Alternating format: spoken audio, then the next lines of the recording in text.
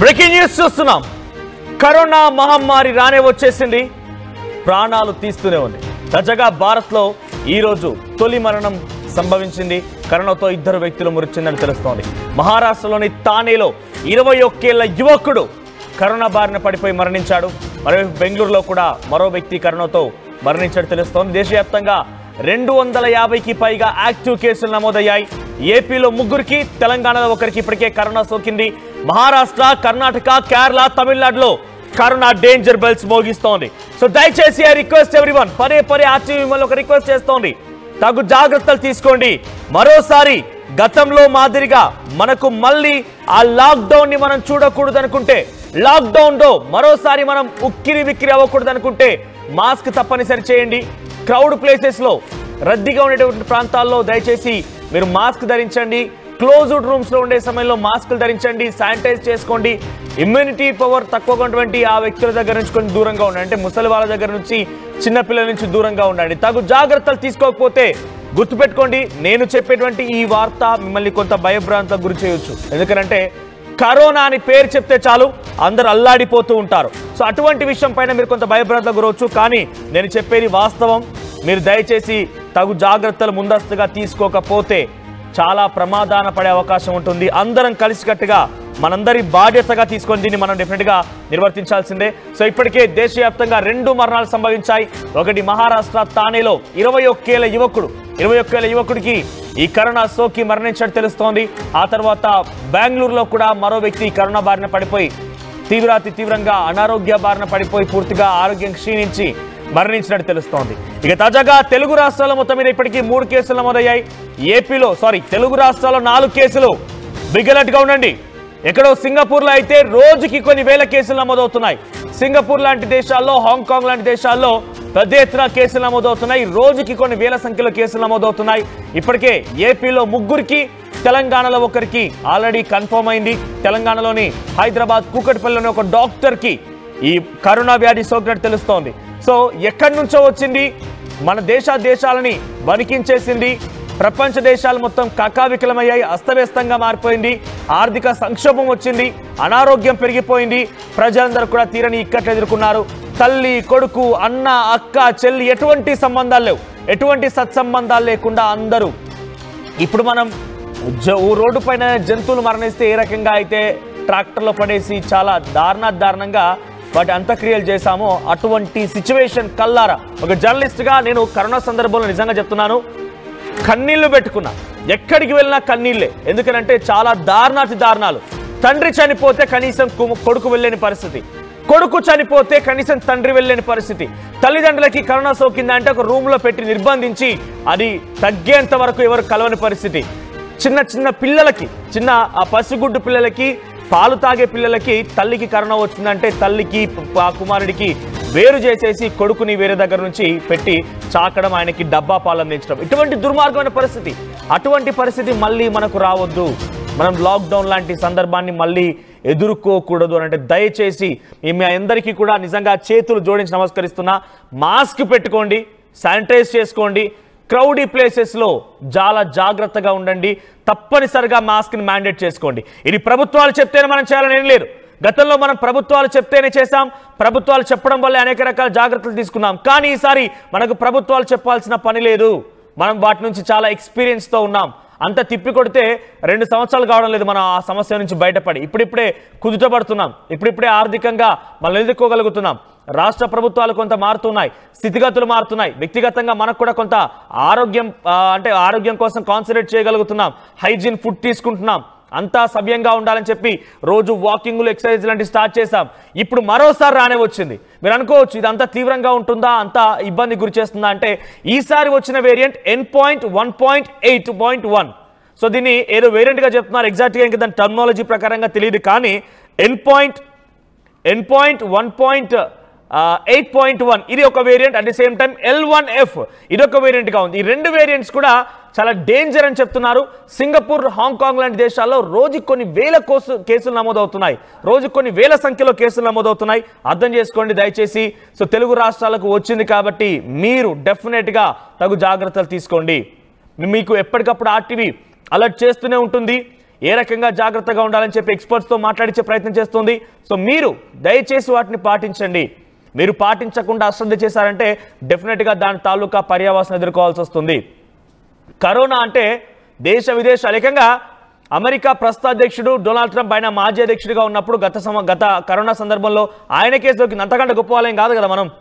మన మాజీ ముఖ్యమంత్రి కేసీఆర్ లాంటి వాళ్ళకి కరోనా వ్యాధి వచ్చింది, వాళ్ళందరికీ అఫీషియల్గా పాజిటివ్ వచ్చినట్టుగా నిర్ధారణ అయింది.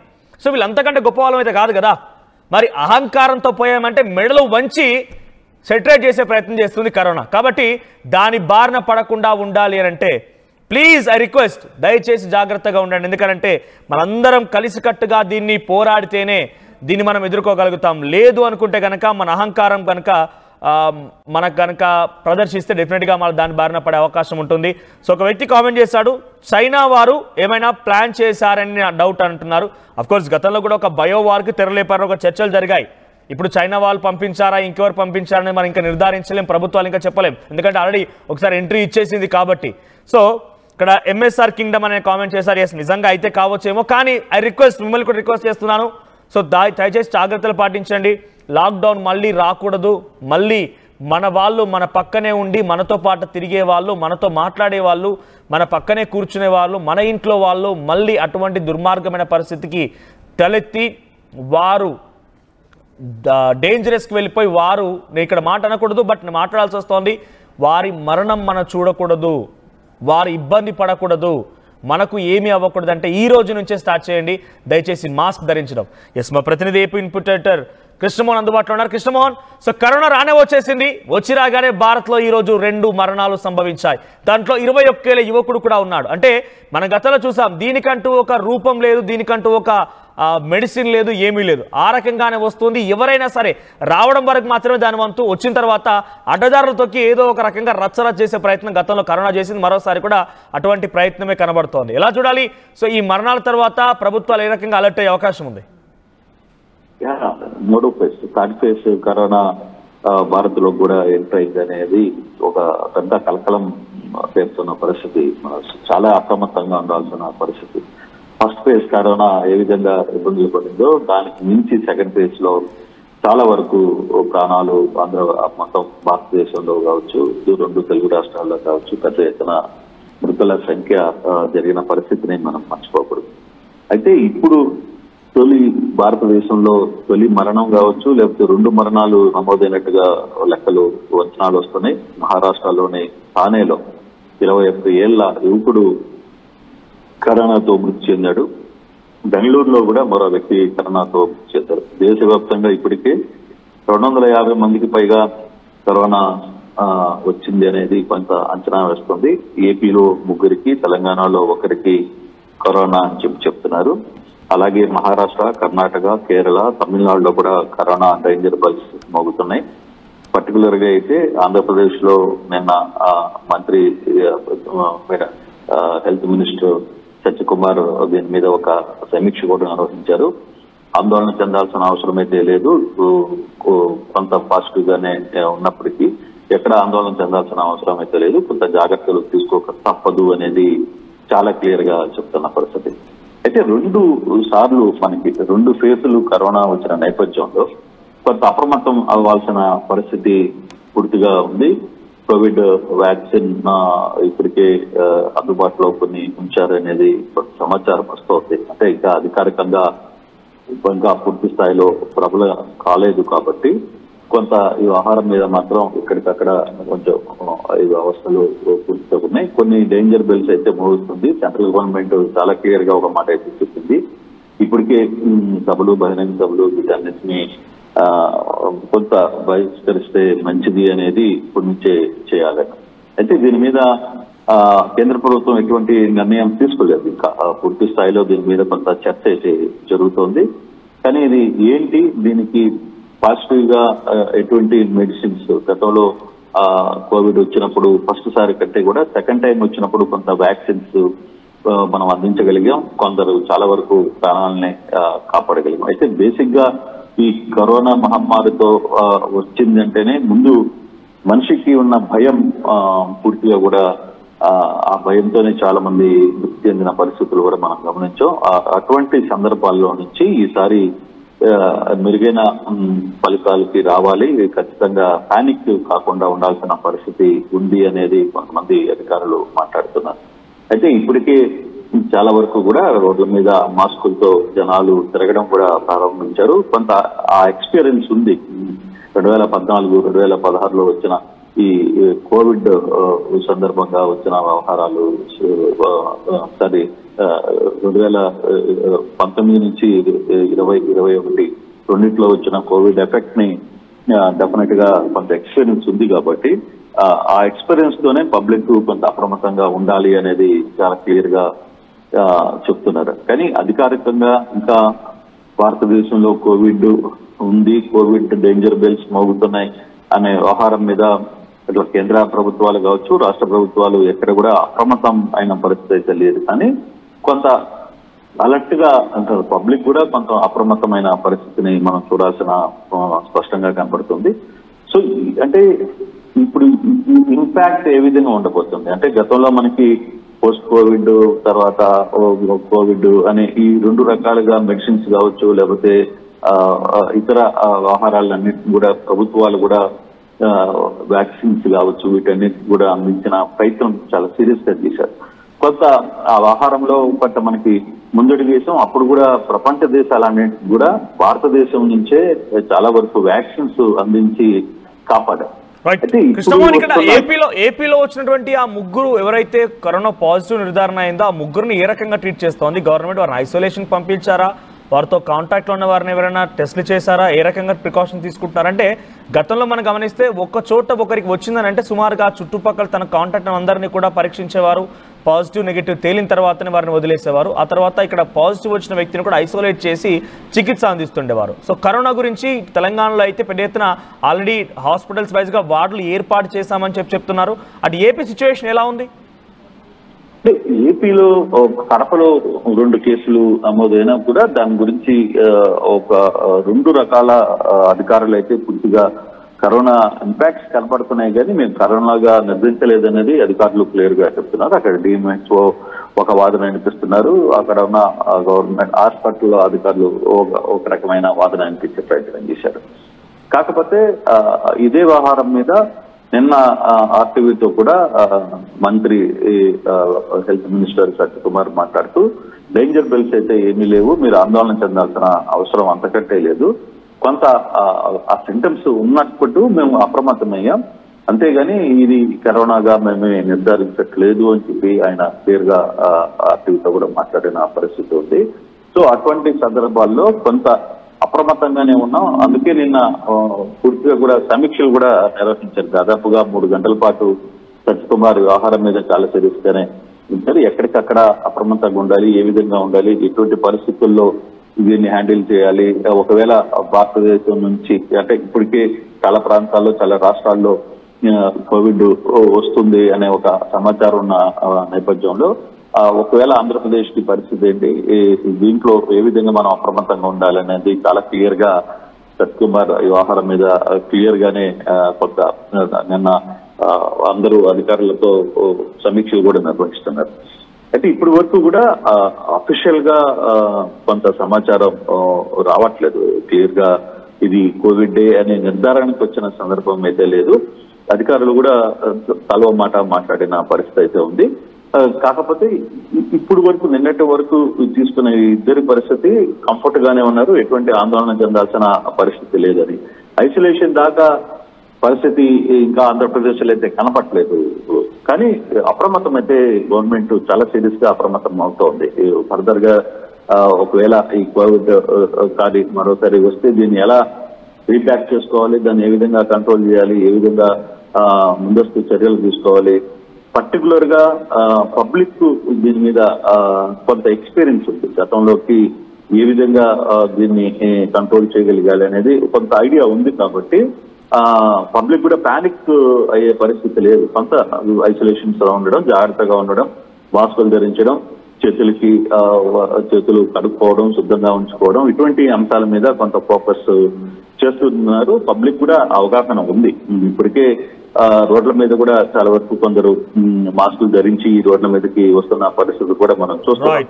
అయితే ఎక్కువ ఎంత స్థాయిలో తీవ్రతలో ఉంది, లేకపోతే గతంలోలాగా మనం అన్ఎక్స్పెక్టెడ్ ఫస్ట్ టైం అయితే అసలు మనకి తెలియదు, ఏం చేయాలో కూడా తెలియని పరిస్థితుల్లో, మెడిసిన్స్ ఏం వాడాలో తెలియని పరిస్థితుల్లో ఉన్నాం. సెకండ్ స్టేజ్కి వచ్చే టయానికి కొంత మనమే ప్రపంచ దేశాలకి వ్యాక్సిన్ ని పంపించగలిగే పరిస్థితుల్లోకి వెళ్ళాం. సో కొంత ఆందోళన చెందాల్సిన ప్రక్రియ అయితే లేదు అనేది అధికారులు చాలా స్పష్టంగా చెప్తున్నారు.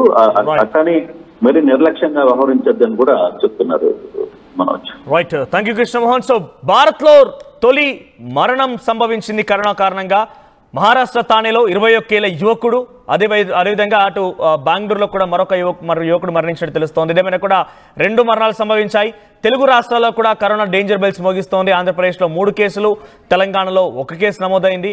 సో గతంలో కొన్ని ఉదాహరణలు మనం చూస్తాం, ప్రత్యక్ష సాక్షులుగా మనం అందరం ఉన్నాం. కాబట్టి కరోనా ఎటువంటి మహమ్మారి ఎంతలా బాధిస్తోంది, ఎన్ని కుటుంబాలను చిత్రం చేసింది, మన పక్కనే ఉండి మనతో మాట్లాడి మనతో స్నేహం చేసి మన పక్కన మన కుటుంబీకుడు కానివ్వండి, మన స్నేహితుడు కానివ్వండి ఏ రకంగా మరణించారో అన్నీ కూడా చూసాం.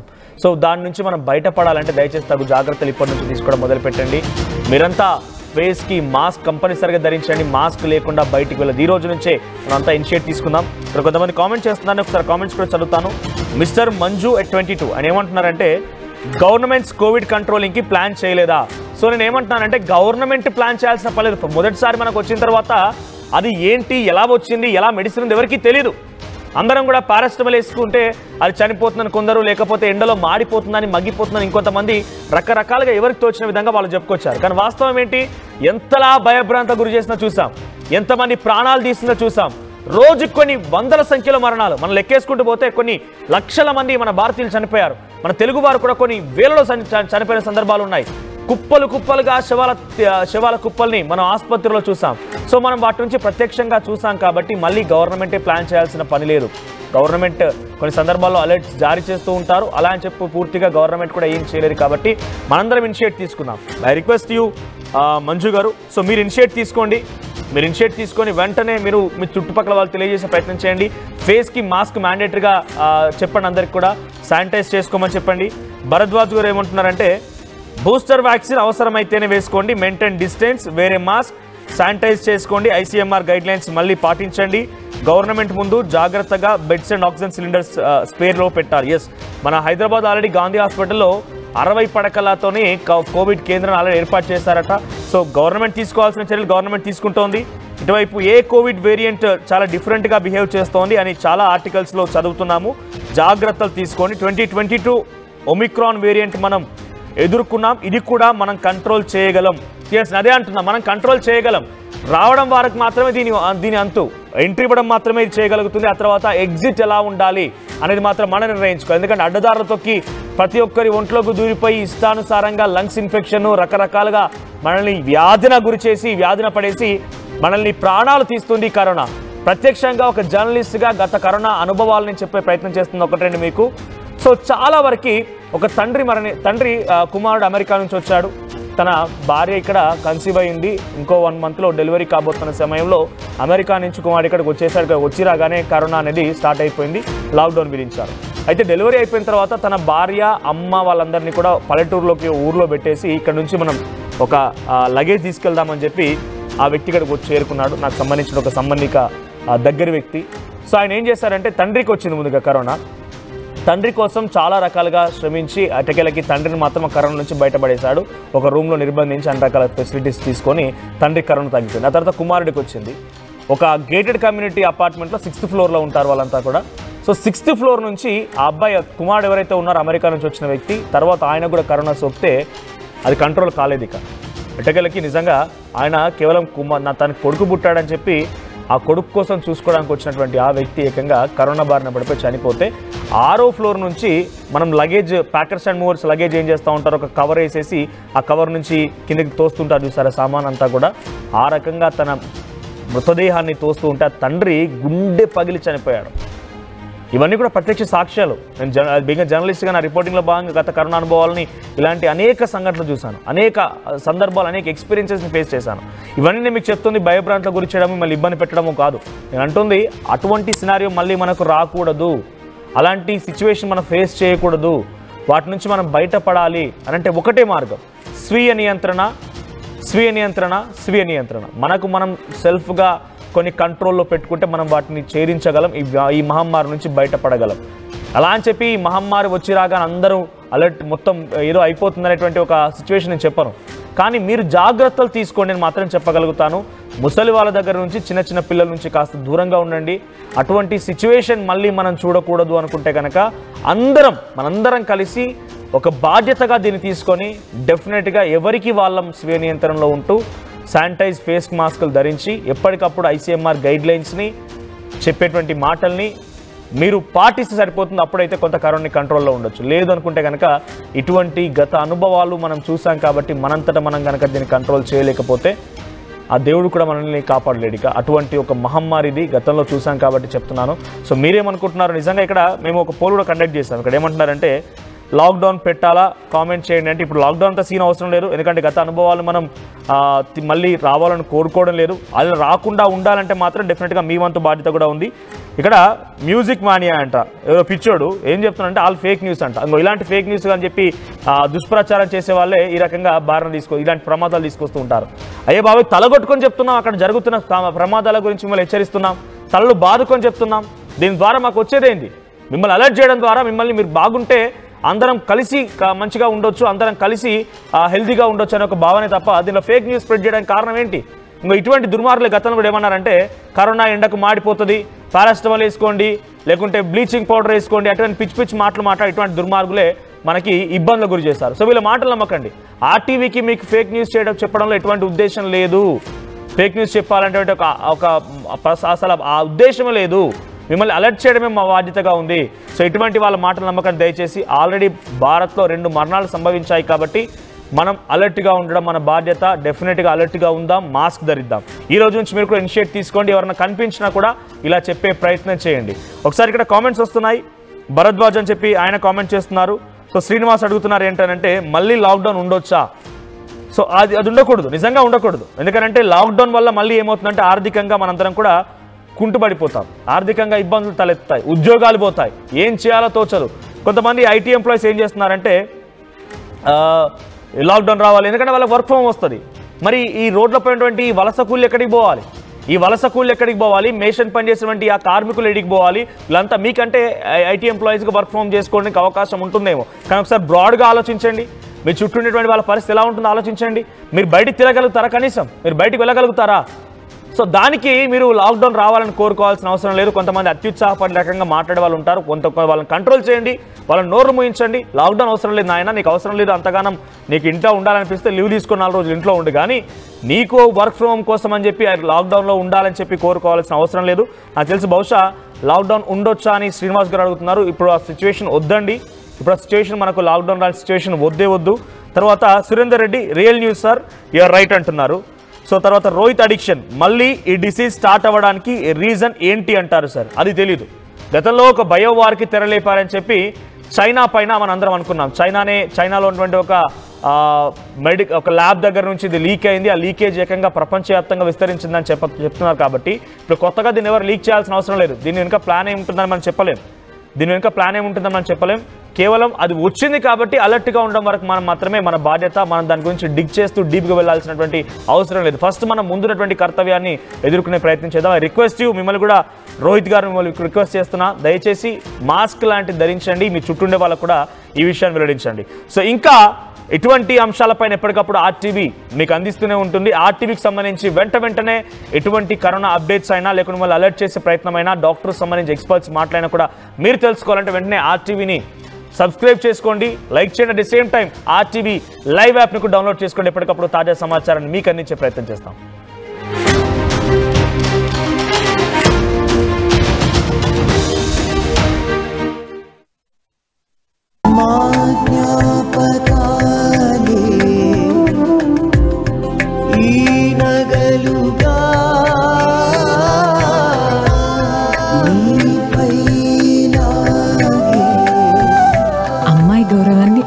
కాపాడుతుంది గోకులం సిగ్నేచర్ జ్యువెల్స్.